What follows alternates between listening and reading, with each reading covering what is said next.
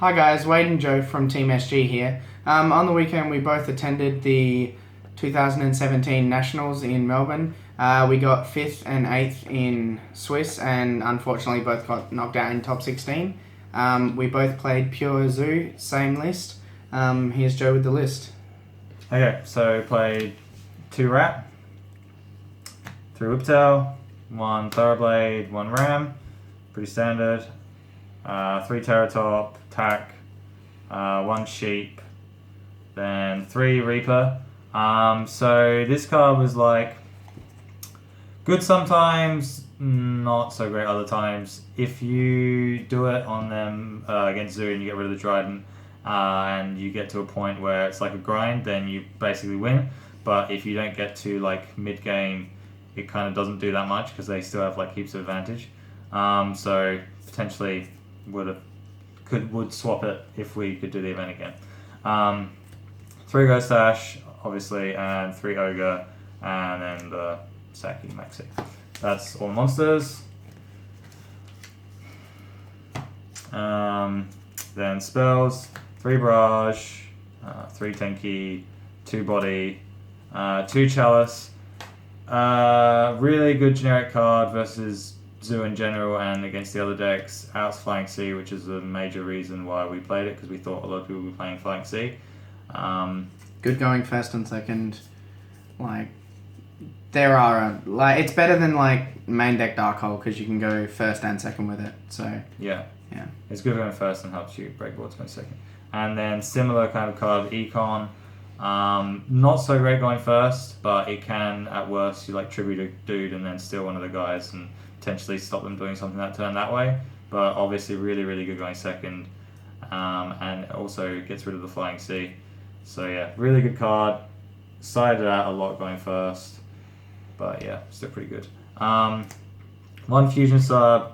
We didn't want to be greedy and go for like draw 5 plays, because if people are playing Retaliating, it's really horrific if they have Retaliating for the Fusion sub. And with like everyone's playing a lot of hand traps and just traps in general, it's going to be quite hard to get the double Fusion sub combo off consistently. So yeah, we only opted for 1. 1 Instant Fusion. Not great going first, which is why we didn't play more of it. But going second, it's obviously really, really good. 1 Book, 1 Regeki. That's all the spells. And then traps, we just played 1 Tori and combo. And that's the main. 40 card main deck. Yeah, 40 cards. Extra deck, very standard. 1 Invoker, 1 Kong, 1 Borbo, 1 Tiger, 2 Chakanine, 2 Brawl Ball, 3 Dryden.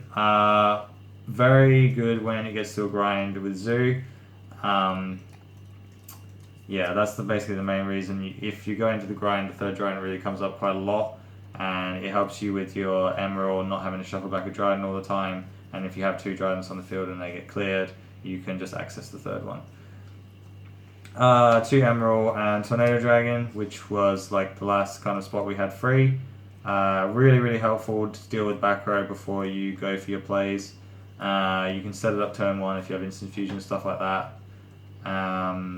Yeah, just really helpful card, and really good if you have anti-spell as well. And then lastly, Northern Witches. Resting in peace, sadly. As extra side deck, played Dweller for pure Draco, or just true Draco in general, and Dino mainly. 3 Gamecial, mainly for Masterpiece decks and just anything with a boss, which is a pain to get rid of. And then Boar, Spell Trap Removal, we've got 2 Cosmic, which main purpose is for Draco decks. Also good against other rogue decks like Paleo and stuff like that. And then 3 Twin, because this is better versus Pure Zoo, because they side into their anti-spells and their barriers and strikes and stuff like that. And they can just open like ridiculous fields where they have like 2 to 4 back row, and you really need to get rid of that if you've got any chance of winning. And then 3 Barrier and 3 Anti-Spell, which was mainly for going first in the Zoo Mirror. Because if you open either of those and they don't have the out to anti-spell, it's really, really hard for them to win.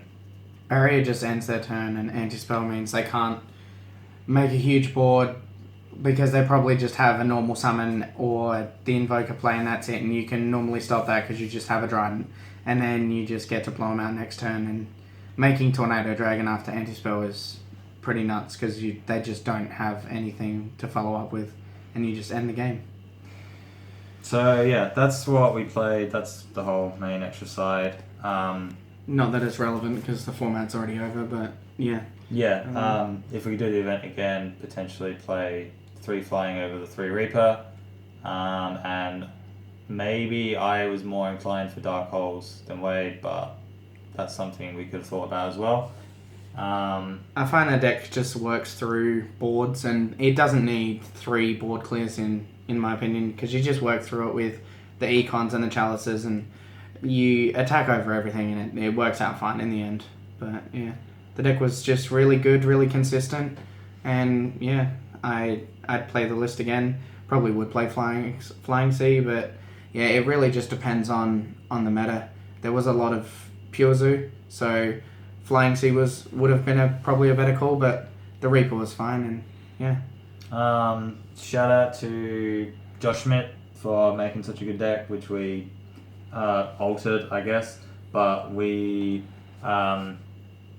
liked all the cards in general, and our list we had before we had seen that list, and just in general testing had basically all those cards in it as well. We just made a few changes which we thought were potentially better, but yeah, very good list. And Yahweh for helping us before the event, for working out like exactly what we should be maining, what siding, and he kind of convinced us on Econ a lot more, and Chalice. He helped a lot because we were finding it hard to like finish the deck, and he made it really, really easy. Other than that, there's probably not really anyone else other than us. But Thanks. Yeah, thank you.